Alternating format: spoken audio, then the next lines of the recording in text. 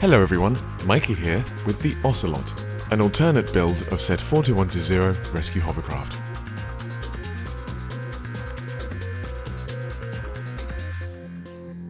I love VTOLs, man, they're so cool. But I've got no space for the Technic VTOL spaceship on my shelf, and that's a lot of money. So I thought I'd make my own.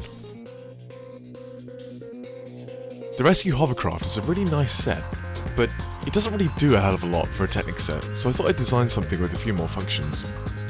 The Ocelot measures 50 studs wide, 37 studs long, and around 20 studs tall.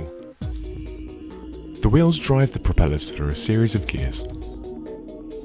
It's really fun to drive it around, just make sure the propellers don't chop your arms off or something.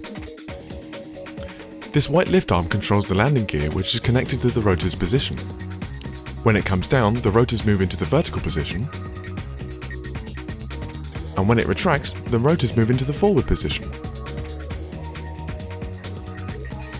Here's a cross-section to show you how it's all connected through the fuselage.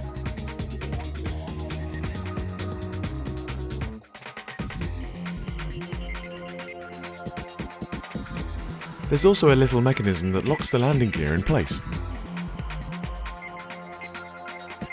There's a cargo bay at the rear,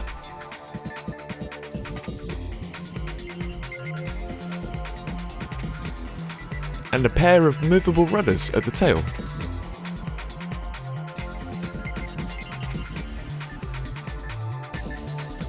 There's ample space for a minifigure in the cockpit, and whoever you've held hostage.